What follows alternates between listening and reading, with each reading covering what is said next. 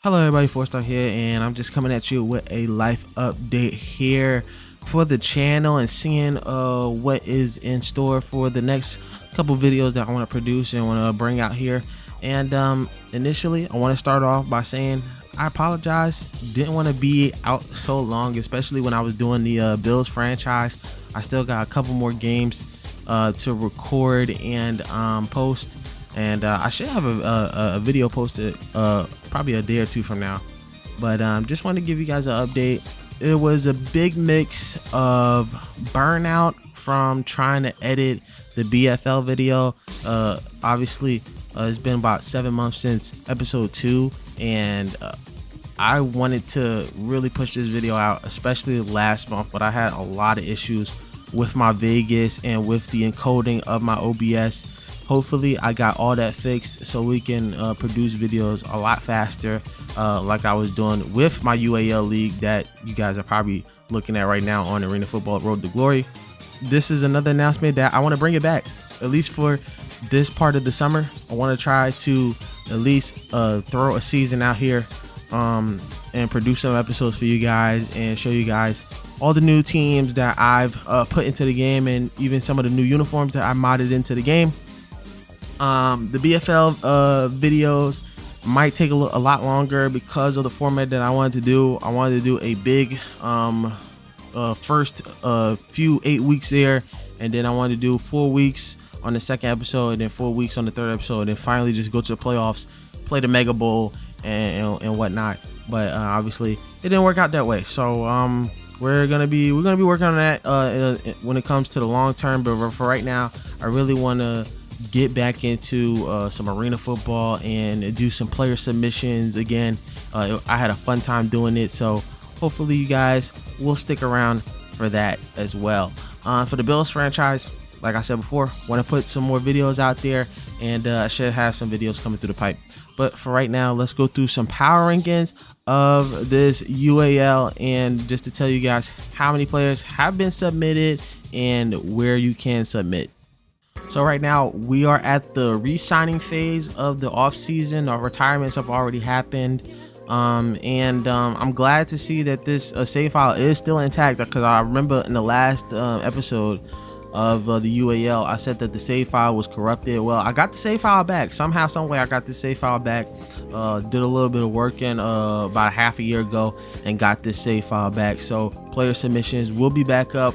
I'll have probably a Google form ready for you guys in the comment section below. If not, you guys can always put down your player in the template down below, and we're looking for more free agents here. Right now we have a good part of submissions, and I'm always gonna tell you guys about which position is filled on what team, especially with the power rankings right now.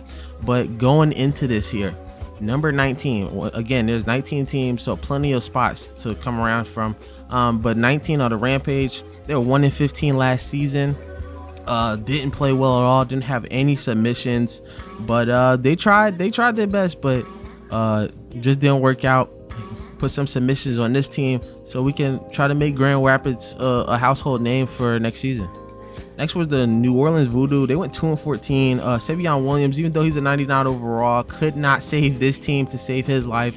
He is the only player submission on the team, so if anybody wants to help this guy out and try to get a couple wins and try to be highlighted in some episodes, that would be nice here. He needs some receivers, he needs some defense, and he needs a line. So hopefully somebody can help out Savion Williams this season. Another team with no official submissions, I did add a player, Jay Glass here, and I did add Kalen Blair, who's been drafted in the BFL. No submissions. They did go 5-11 though. Kalen Blair tried to hold his own, but in a West Division that was very, very competitive. Really nothing to really highlight here. The Islanders really didn't get highlighted this season, but they got some clean uniforms, and they got some black uniforms as alternates. This is still a good looking team, man. I definitely want to see some games in Honolulu this season, so hopefully you guys can help them out with some submissions. Yet another team with no submissions here, the West Texas Desert Hawks, that we changed into the Beaumont Renegades because the Desert Hawks do not play arena football anymore. So I thought it would be more fitting to add another AF1 team here, and that's the Renegades. The Renegades in real life didn't have a really good season, but they still played valiantly, and they got some cool uniforms. They got some red on reds, kind of similar to the Jacksonville Sharks of the IFL, but these are some cool uniforms. The Renegades should be a decent enough team, especially if they get a couple of submissions here. But once again, no quarterback, no running back, no nothing. So if you guys want to put some submissions for this team to make them a competitor here in the South, that'd be nice. Then we got Peyton Ayuk and the New Jersey Red Dogs. They were the Columbus Destroyers, moved them out to Jersey at the hometown, and just wanted to see how they played. They got some clean uniforms as well. Peyton Ayuk, 4,000 yards, 73 touchdowns, 14 picks, not too bad. 57% completion percentage. He did his thing, but he needs some wide receivers to throw that rock to. He had Lamont Carrier, who did his thing. Peyton Ayuk, he's ready to get back at it again, and hopefully he get some teammates that's ready to roll with him here in the East. The Orlando Predators are also here. They went 7-9. They have a really good base game roster. I believe they went to the Arena Bowl in my first arena football series. I think they won it as well. Shane Stafford is always elite here, and I would love to have him re-sign, but if there's going to be a lot of submissions, especially at quarterback, I got to give him up. But Jimmy Frizzell was really good. He has one more year left. A lot of these guys are still contracted, so I'm going to keep them on the team here, but that doesn't mean that player submissions doesn't overtake them.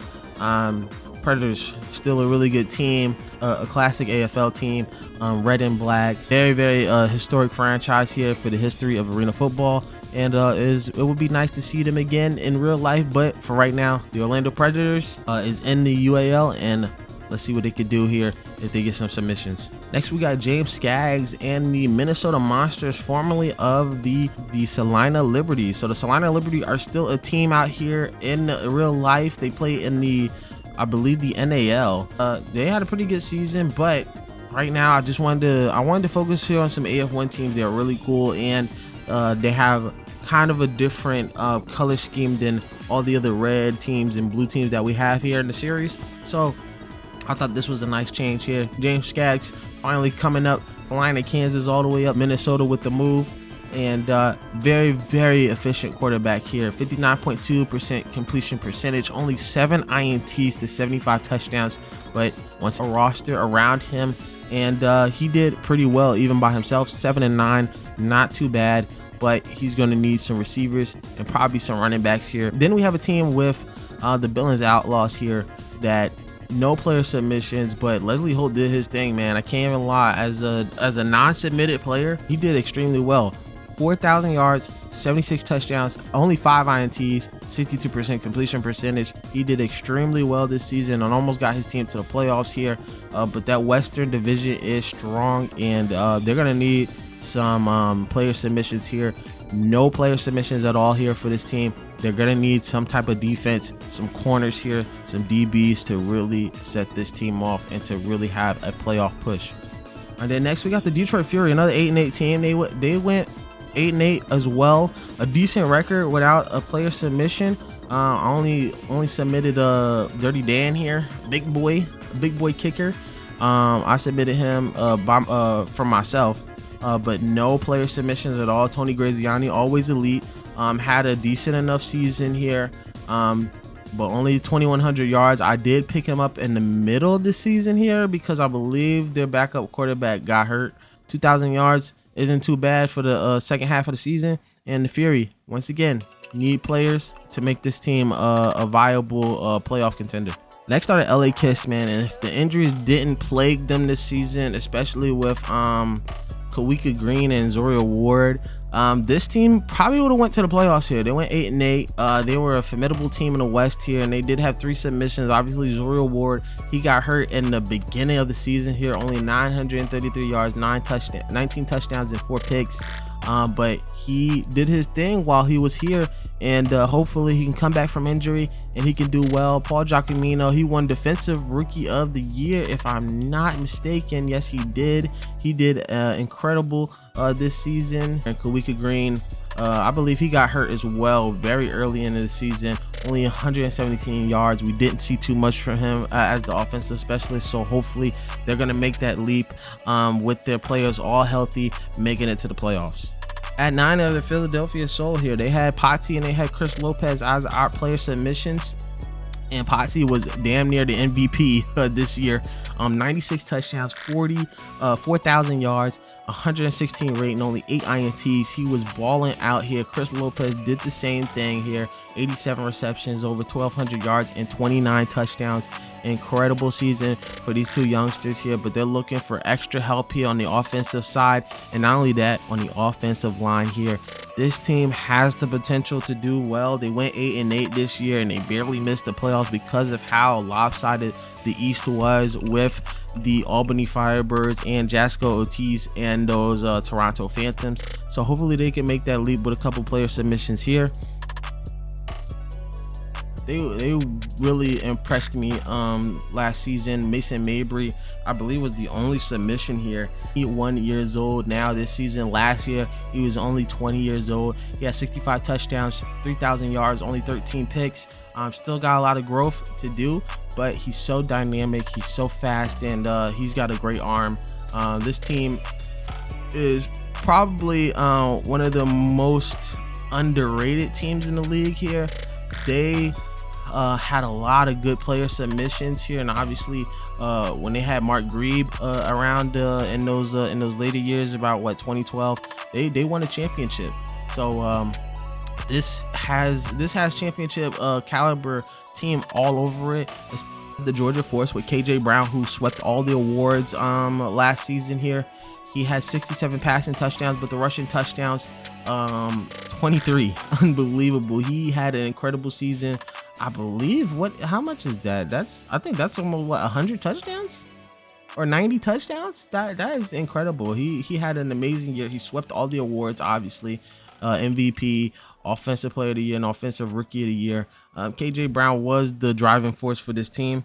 I believe they went 9-7 that year. They made it to the playoffs. They did lose to the Hooters, but as a single submission team, a single submission player on a team like this, they just had an amazing season. Troy Bergeron was outstanding here. He almost had 2,000 yards here. He was one of the best receivers in the league. 39 touchdowns. Couldn't complain there. But if Bergeron and KJ Brown just get a little bit more help on the defense here, because that was their weakness, was the defense. They weren't covering a single thing. If they can do something with that defense, it might be lights out, and the league might be on notice here because the Force are coming. Then you got the Southwest Kansas Storm here, and you want to talk about a dynamic duo here. Look no further than what Trevor Jackson did for them this season. Almost 90 passing touchdowns, only 7 picks, a 60% completion percentage, a 120 rating. Trevor Jackson was the man to beat here. And with these new slick uniforms that they got here for Southwest Kansas, as they won the NAL championship in real life, they had a dominant season in the NAL. They're looking to try to run it back and to try to go to the playoffs. They had a heartbreaker against the Wolfpack, and hopefully they can change their fortunes around. But Irvin White, man, you talk about a non-player submission that has gone above and beyond. I had to re-sign him, man.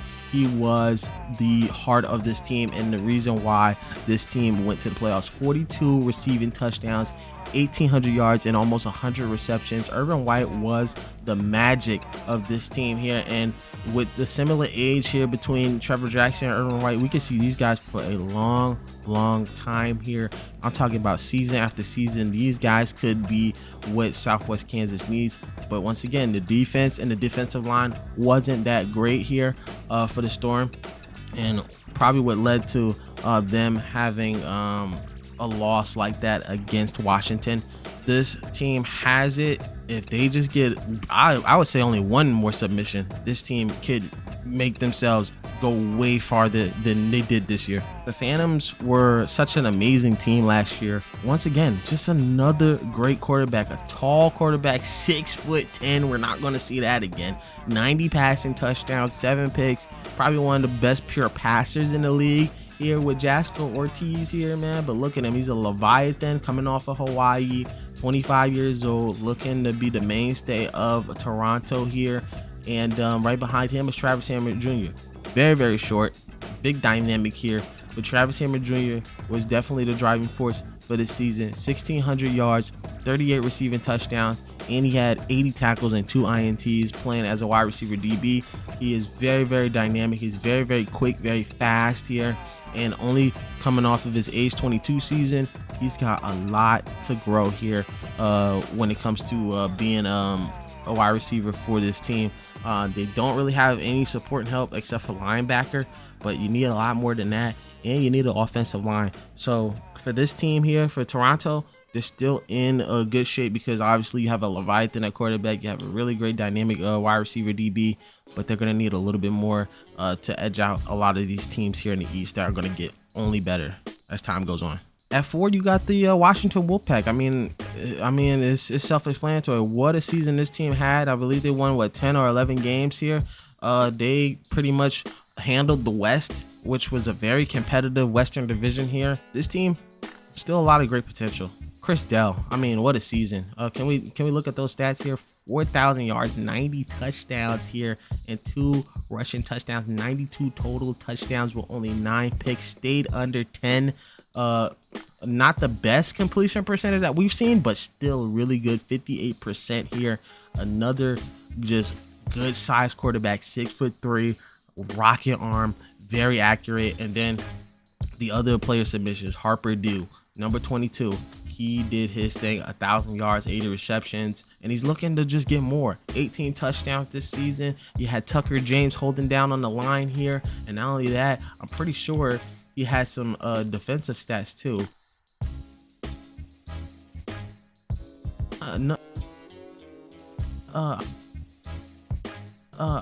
From a recovery, I believe he had a touchdown too. I think he had a 4-piece meal at one point. The Wolfpack had really great uniforms. Obviously, look how clean these are. Black with the teal, with the purple. You only get to see that with Southwest Kansas. This is a really great team. I love the Wolf helmet. They should be going far this season.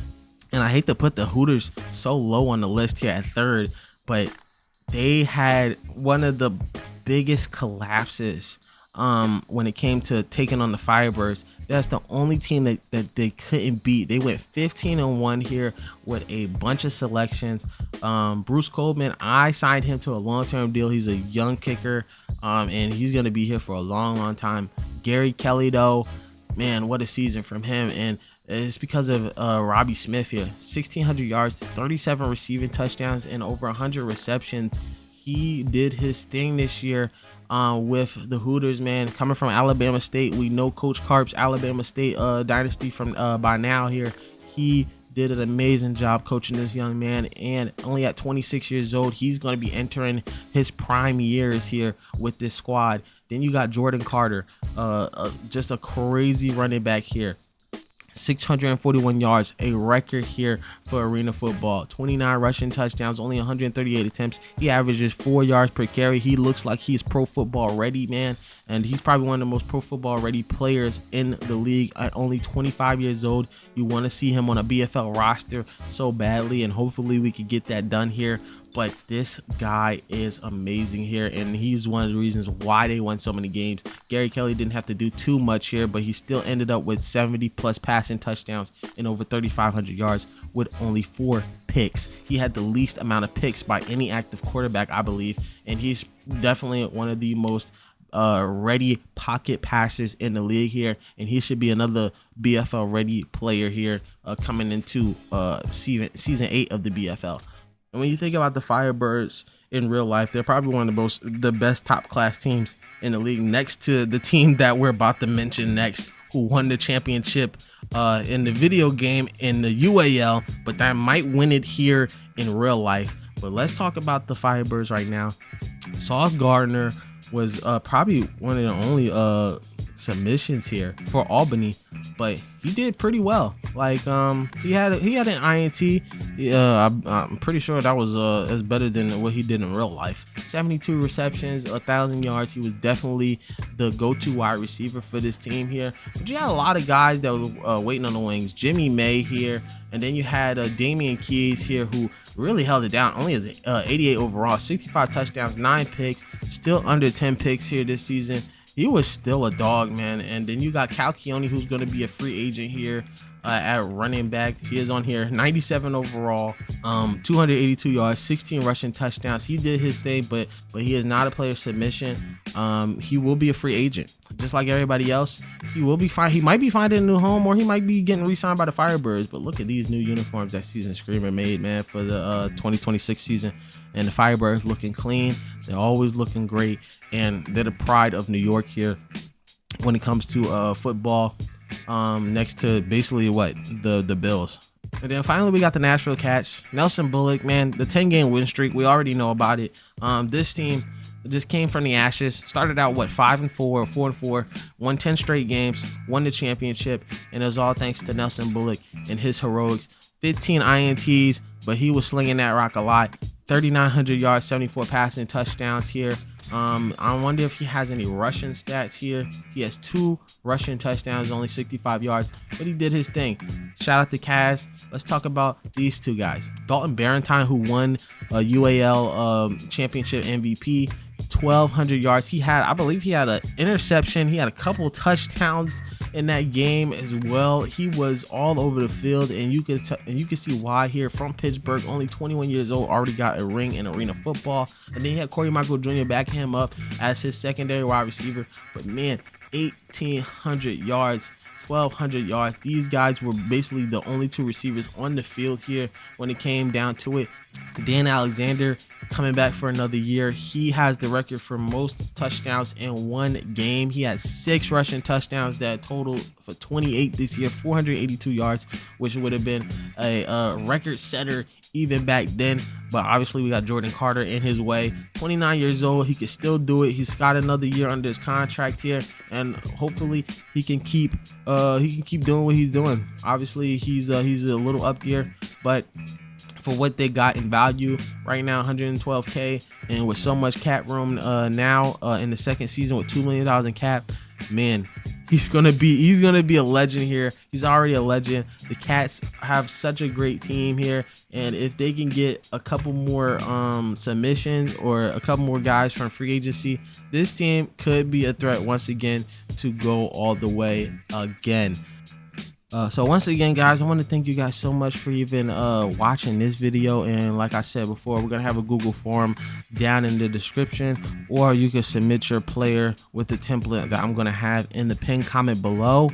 And tell me how you feel about this league. Tell me which team you think is going to make it to the championship, or even make it to the playoffs here, or even not make it at all, because we got a lot of teams with no player submissions, and it's not going to be looking good. Obviously we're only going to have a few submissions. This is a small channel, but you guys can put in multiple entries, just like some people did last year with this series. So hopefully you guys can make some interesting guys here, not too goofy, but some interesting guys here for our league.